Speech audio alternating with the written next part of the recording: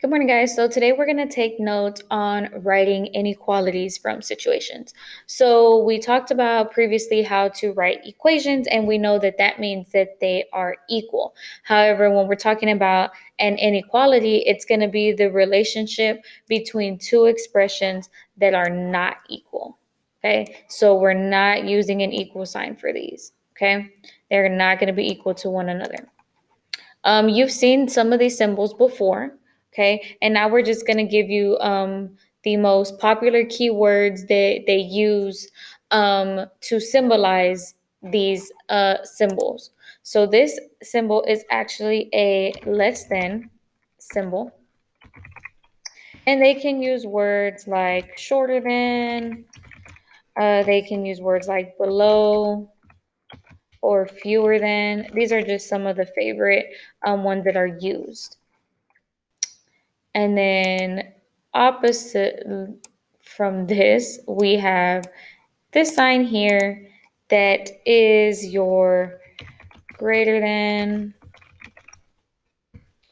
Some other keywords are above, more than, over, or bigger than. Okay. So pretty much whatever this is going to be the opposite. Okay. Now here is where we get into these symbols. And I'm actually gonna move this because I covered it. This is the less than symbol, but it also has this at the bottom. So that means that this is actually the symbol that is less than or equal to. And they'll say things like at most or maximum, maximum, no more than. Okay. And of course, this symbol is going to be the opposite. So this is actually going to be greater than.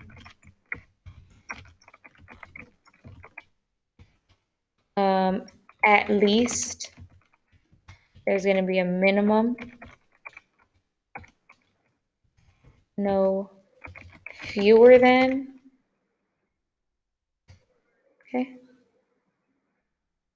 Or no less than. Okay. Now, when we're writing inequalities from a situation, it's very similar. I would suggest that you read the entire thing first before you start trying to write things. And for this, to do this part, we're actually going to take a detour. I need you to go to add-ons, and you are going to get an add-on, and we are going to use,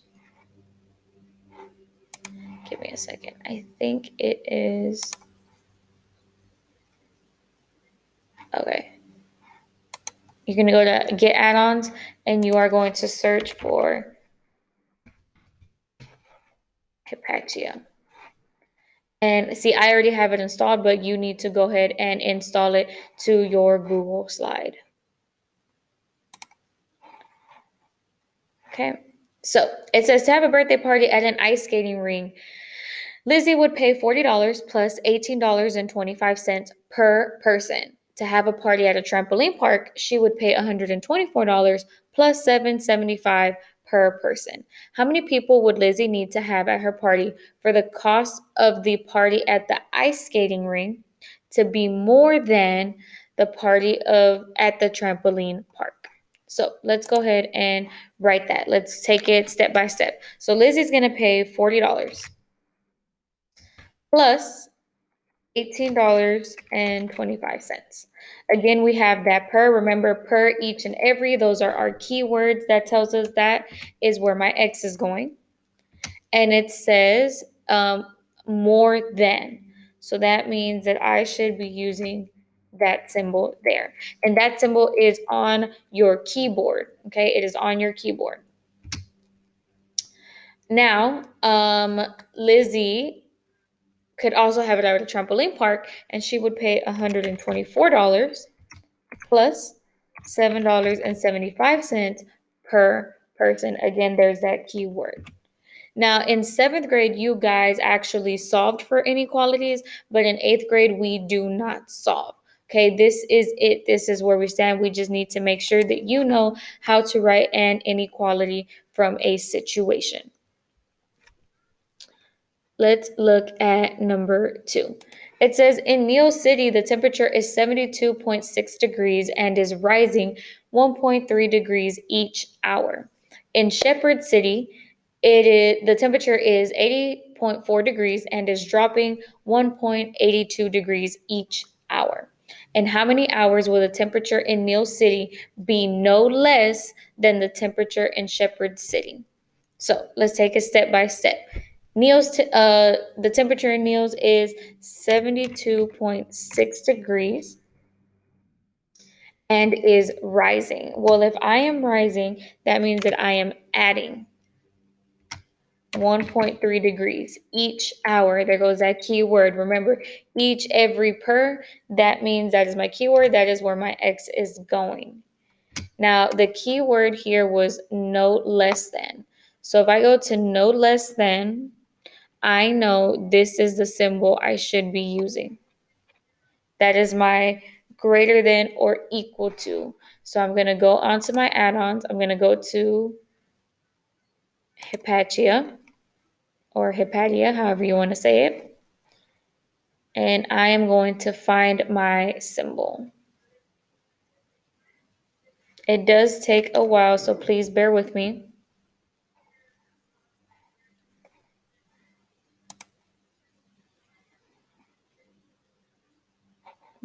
Where is it? Oh, here it is. And it is this symbol here. So I'm just going to click insert.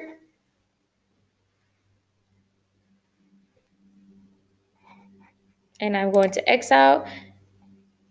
Oh, what happened? Where did it go? Oh, here it is. Put it just somewhere randomly. So I'm going to drag it where it needs to be.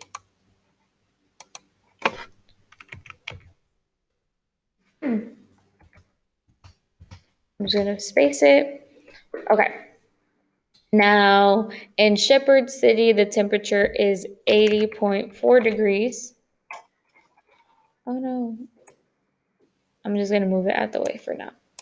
80.4 degrees and is dropping. Well, if I'm dropping, that means I'm subtracting 1.82 degrees each hour. There goes that keyword that tells me that my X is there. And I am going to bring my symbol in. Okay. I know that was a bit confusing, so I'm going to do number 3 with you. It says, Ren and Abby are reading the same book for their English class. Ren is on page 100 of the book, and she reads 1/4 of a page each minute. Abby is on page 88 of the book, and she reads 1/2 of a page each minute. How many minutes will it take for Abby to have read at least the number of pages that Ren has read? So because it's talking about Abby, we're going to start with Abby. So Abby's on page 88, and she's reading 1/2 a page each minute. I'm going to leave a space. So I'm going to do 1, 2, 3, 4, 5 spaces. And then I'm going to write Ren's. And she reads 100 pages. And she's also going to read 1/4 of a page each day. Now, the keyword here was at least. So I'm going to go back to my keywords and I'm going to find at least. And it is right here. So remember, we're going to go to add-ons, Hypatia, and we're going to insert. Remember, it takes a while, so please don't get frustrated. We are going to go to the plus or the binary operators, and we are looking for this symbol here. We are going to insert. Then once that's cleared, we're going to exit out and we're going to find it. It's right here. and I'm going to drag it here.